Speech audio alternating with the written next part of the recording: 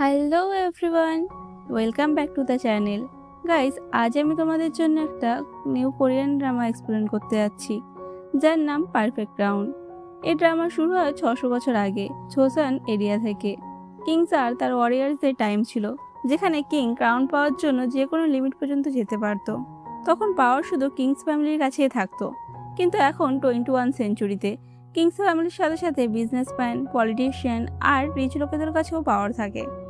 And তাদের family মেম্বাররাও এই পাওয়ারটা তাদের বংশগতভাবে পায়। তারপর আমরা ড্রামার মেন লিড সাংকে দেখি, যে একটা হাই ক্লাস স্কুলের টপ স্টুডেন্ট ছিল, অ্যান্ড তার কম্পিটিটারও সেই একই স্কুলের একটা পপুলার ছেলে ছিল, যার নাম রা। প্রতিবারের মতো এবারও সাং রায়ের থেকে এক্সামে বেশি নম্বর এনে টপ করেছিল, অ্যান্ড এই বিষয় নিয়ে তাদের মধ্যে একটু আর্গুমেন্টও হয়। যদিও সাংয়ের টপ করার পর স্কুলের প্রিন্সিপাল তেমন ইমপ্রেস ছিল না, তবুও তিনি তাকে কিছু হিস্ট্রি সম্পর্কিত কোশ্চেন জিজ্ঞেস করে, অ্যান্ড তার সঠিক উত্তর দেওয়ার পর একটা অ্যান্টিক পিসও তাকে গিফট করে। কিন্তু সাং প্রিন্সিপাল ক্যাবিন থেকে বের হয়ে অফিস ফাংশনেই সেই অ্যান্টিক পিসটা ফেলে দেয়। এখন প্রেজেন্ট টাইম। সাংয়ের নিজের একটা কোম্পানি ছিল, যার ভেতরে অনেক মানুষ কাজ করত। সবাই তাকে ভয় পেয়ে চলতো। সে যা অর্ডার করত, সবাই কোনো কোশ্চেন ছাড়াই তাকে ফলো করত। তখনই সাংকে তার অ্যাসিস্ট্যান্ট হায়ং মিটিং তাড়াতাড়ি শেষ করে রেডি হতে বলে, কারণ আজ লিয়ং এর বার্থডে ছিল। কোরিয়ার সব রিচ ফ্যামিলিকে সেখানে ডাকা হয়েছে, তাই তাদেরও টাইমে পৌঁছাতে হবে। মিটিং ছেড়ে এখন সাংয়ের এমন পার্টিতে যাওয়া একদমই পছন্দ ছিল না। কিন্তু এই পার্টিতেই একটা ছোট্ট কন্ট্রোভার্সি তৈরি করতে চেয়েছিল সে।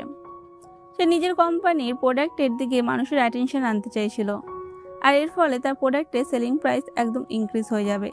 তাই সে একটা স্মার্ট ডিসিশন নেয়। পার্টিতে সে নিজের কোম্পানির প্রোডাক্ট পরেই যাওয়ার কথা ভাবে। আর শুধু তাই নয়, সে তার এমপ্লয়ীদেরও অর্ডার দেয় তার লুকস নিয়ে যেন সোশ্যাল মিডিয়াতে একটার পর একটা আর্টিকেল টুইট হতেই থাকে। মানে একেবারে পারফেক্ট পিআর স্ট্র্যাটেজি আর কি। খুব কম টাইমের মধ্যেই সাং একটা পাওয়ারফুল পিআর প্ল্যান তৈরি করে ফেলে। এরপর আমরা দেখি ড্রামার আরেক মেইন লিড ওয়ান, যে কিনা রয়্যাল ফ্যামিলির ছোট ছেলে অ্যান্ড কিং এর আঙ্কেলও। কিন্তু এখানেই আছে একটা টুইস্ট। যখন ওয়াং স্নান করছিল, তখন বাথরুমে আমরা একটু ব্লাড নোটিস করি। আর কিছুক্ষণ পর ওয়ান আর তার অ্যাসিস্ট্যান্ট জয়ের কথোপকথন থেকে আমরা জানতে পারি ওয়ান সকালে হান্টিংয়ে গিয়েছিল, আর এই ব্লাড সেখান থেকেই এসেছে। এখন ওয়াংকে তার নেপো মানে কিং এর বার্থডে পার্টিতে রেডি হয়ে পৌঁছানোর কথা ছিল, কিন্তু সে জয়ের একটা কথাও শোনে না, সে সরাসরি ঘুমিয়ে পড়ে।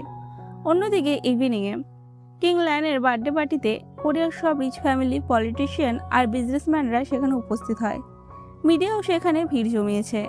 পার্টির প্রত্যেকটা মোমেন্ট তারা রেকর্ড করছিল। আর ঠিক তখনই এন্ট্রি হয় আমাদের সাংয়ের, যে কিনা সবার থেকে একদম আলাদা একটা মডার্ন রেড কালারের আউটফিট পরে এসেছে। কিন্তু প্রবলেমটা হলো, রয়্যাল পার্টিতে এই ধরনের মডার্ন রেড কালারের আউটফিট পরা কমপ্লিটলি ডিসরেসপেক্টফুল বলে ধরা হয়, কারণ সেখানে উপস্থিত সব গেস্টই লাইট কালারের ট্রেডিশনাল আউটফিট পরে এসেছে। এই কারণেই মিডিয়ার পুরো অ্যাটেনশন গিয়ে পড়ে সাংয়ের উপর, আর এটাই ছিল তার প্ল্যান। মিডিয়াতে খবর ছড়িয়ে পড়তেই তার কোম্পানির এমপ্লয়িরা একদম রেডি হয়ে যায়, আর শুরু হয়ে যায় একের পর এক পিআর স্টান্ট। তার আউটফিট, তার ফুল লুক সবকিছু নিয়ে সোশ্যাল মিডিয়াতে একটার পর একটা পোস্ট করা হতে থাকে। আর তারপরে পাবলিক পাগলের মতো তার কোম্পানি থেকে সাংয়ের সেই সেম আউটফিট কিনতে শুরু করে দেয়। দেখতে দেখতেই সবকিছু সোল্ড আউট হয়ে যায়। একটা ছোট্ট কন্ট্রোভার্সি দিয়ে সাং তার কোম্পানির সেল স্কাইরকেট করে দিয়েছিল।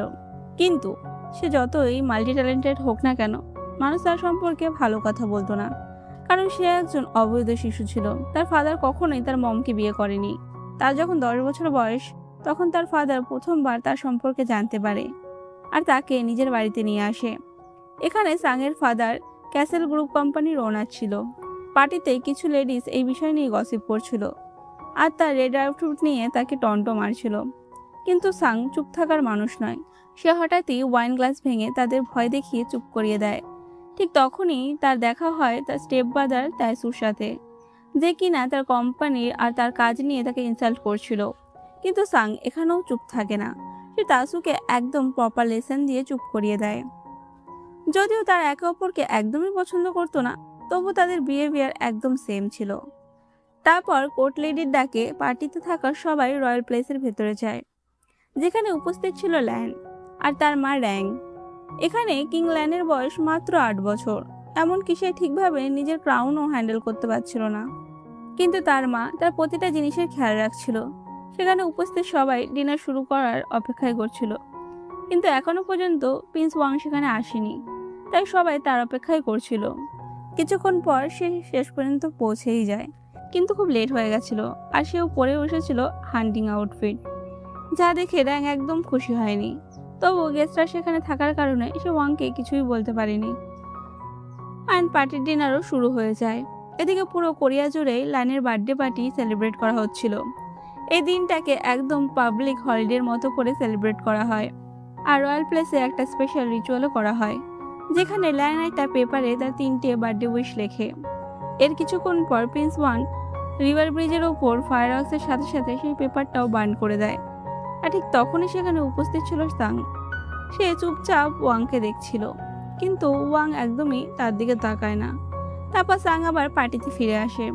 সেখানে তার দেখা হয় প্রাইম মিনিস্টার মিনের সাথে। দেখে মনে হচ্ছিল তারা অনেক দিনের পুরনো বন্ধু। দুজনেই একে অপরের সাথে নিজেদের লাইফের কথা শেয়ার করছিল।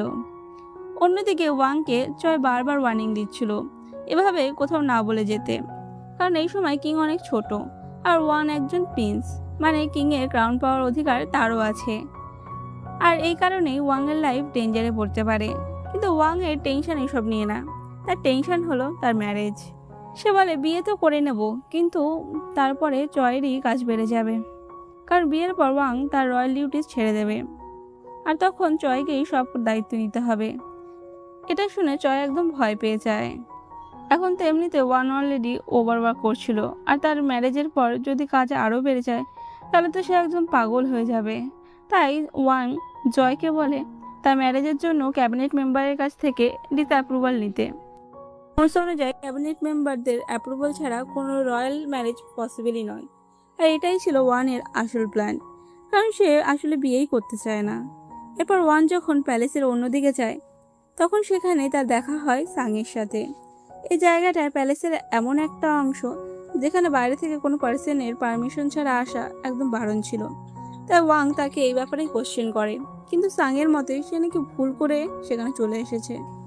আর মজার ব্যাপার হলো ওয়ান তার উপর একদমই রাগ করে না, কারণ সে সাংয়ের স্কুলের সিনিয়র ছিল। দুজনেই যখন এভাবে কথা বলছিল, ঠিক তখনই একটা বড় ব্লাস্ট হয়। পার্টিতে হঠাৎ করে আগুন লেগে গেছিল। এই আগুন দেখে ওয়াং এর মনে পড়ে যায় তার বড় ভাইয়ের কথা, যে কিনা ঠিক এমনই একটা আগুনে 3 বছর আগে মারা গিয়েছিল। যদিও আজকের এই ইনসিডেন্টে কেউ সিরিয়াসলি হার্ম হয়নি, তবুও র্যাং রাগে ওয়াংকে একটা চড় মেরে দেয়, কারণ সে আগেই তার হাজবেন্ডকে হারিয়েছে। এখন সে তার ছেলে ল্যাংকে হারাতে চায় না। আর কিংকে প্রোটেক্ট করার দায়িত্ব ওয়ানের ছিল। তবুও এমন একটা অ্যাক্সিডেন্ট কিভাবে হলো, এই বিষয়টায় র্যাংকে ভীষণভাবে রাগিয়ে দিচ্ছিল। তাদের মধ্যেকার এই ঝগড়াটা সাংও শুনে ফেলে, আর এই ব্যাপারটা তার কাছে বেশ অদ্ভুত লাগে। এ বিষয়ে তার অ্যাসিস্ট্যান্ট হায়ংকে বলে, কিন্তু হায়ং এর সব থেকে বেশি চিন্তা ছিল ওয়াংকে নিয়ে। আগুনে তার কোনো ইনজুরি হয়েছে কিনা। পুরো রাস্তাটা জুড়ে সে শুধু ওয়াং এর কথাই বলতে থাকে।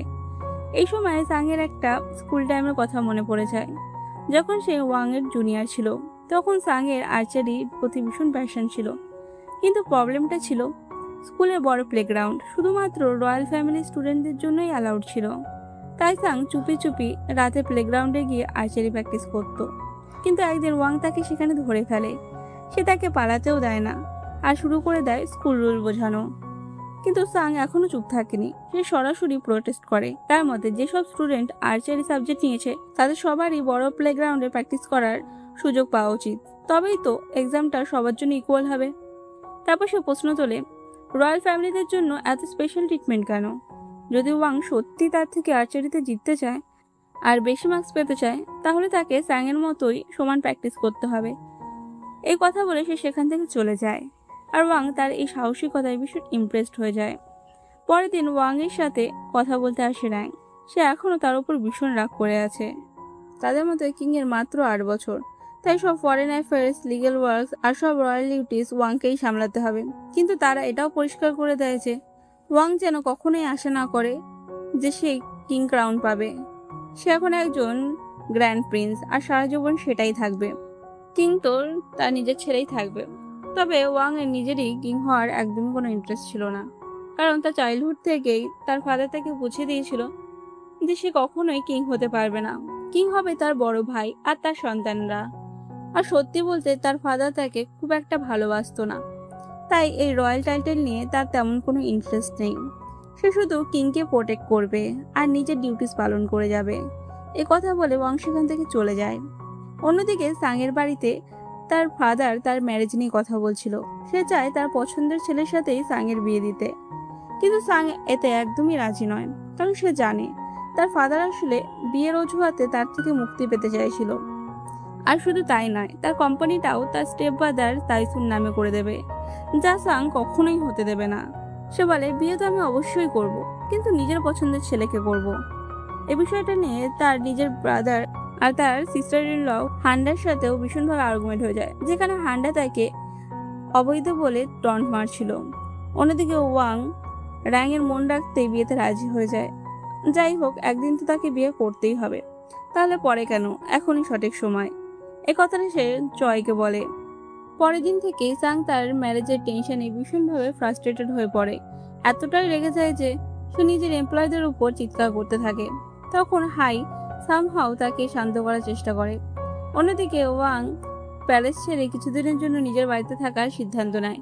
ঠিক তখনই তার দেখা হয় র্যাংয়ের ফাদারের সাথে, কিন্তু ওয়াং তার সাথে খুব বেশি কথা বলে না। এরপর আমরা জানতে পারি র্যাং আর তার ফাদার ওয়াংকে একদমই পছন্দ করে না, কিন্তু পাবলিকের কাছে সিচুয়েশনটা একদমই উল্টো। পুরো কোরিয়াতেই ওয়াং এর নাম শুনলেই মানুষ পাগল হয়ে যায়, কারণ সে তার ফাদার আর ব্রাদারকে হারিয়েছে। আর এই কারণে তার প্রতি মানুষের একটা স্ট্রং সিম্পাথি কাজ করে। আর এই জিনিসটাই র্যাংকে সব থেকে বেশি ইরিটেট করে। অন্যদিকে হাই সাংকে ম্যারেজের জন্য কিছু ছেলের ফটো পাঠায়, কিন্তু একজনও সাংয়ের স্ট্যান্ডার্ডের সাথে ম্যাচ করছিল না। না কেউ তার থেকে বড় বিজনেসম্যান, না কেউ তার থেকে বেশি ইন্টেলিজেন্ট, না কেউ বেশি অ্যাট্রাকটিভ।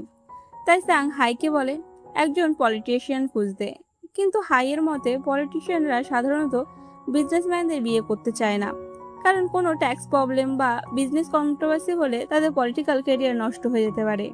ঠিক তখনই সাংয়ের মাথায় একটা আইডিয়া আসে। সে ভাবে যদি সে এতটাই পারফেক্ট হয় তাহলে সে রয়্যাল ফ্যামিলিতে যাওয়ার যোগ্য। হাই তাকে এইভাবে ভাবতে মানা করে, কিন্তু সাং তার কোনো কথাই শুনে না। কারণ ওয়াং শুধু একজন প্রিন্স না, সে পুরো কোরিয়ার মেয়েদের ক্রাশ। এই কারণে সাং ওয়াং এর সাথে দেখা করার জন্য রয়্যাল অডিয়েন্সের রিকোয়েস্ট পাঠায়, কিন্তু তার অ্যাপ্লিকেশন আসতেই চই তার নামটা বলার সাথে সাথে ওয়াং সেটা সরাসরি রিজেক্ট করে দেয়। তবু সাং এত সহজে হার মানার পাত্রী নয়। সে বারবার একটা ভালো অ্যাপ্লিকেশন লেখে আর ওয়াংকে রয়্যাল অডিয়েন্স রিকোয়েস্ট পাঠাতে থাকে। আর প্রতিবারে ওয়াং চয়ের মুখে তার নাম শুনেই রিজেক্ট করার অর্ডার দিয়ে দেয়। এই ব্যাপারে সাং এতটাই ফ্রাস্ট্রেট হয়ে যায় যে সে চিৎকার করে ওঠে। এরপর একদম লাস্ট অ্যাটেম্প হিসাবে সে নিজের স্কুল জুনিয়রের পরিচয় দিয়ে ওয়াংকে আবার অ্যাপ্লিকেশন পাঠায়। আর এবার এই কথাটা ওয়াংয়ের মনে ধরে যায়, আর সে অ্যাপ্লিকেশনটা অ্যাপ্রুভ করে আর তাকে প্যারিসে ডেকে পাঠায়। এই খবর পেয়ে সাং ভীষণ খুশি হয়ে যায়। পরের দিন সে সুন্দর করে রেডি হয়ে ওয়াং এর সাথে দেখা করতে যায়, আর দেখা হতেই সে সরাসরি তাকে ম্যারেজ প্রপোজাল দিয়ে বসে। এই কথা শুনে ওয়াং একদম শক হয়ে যায়।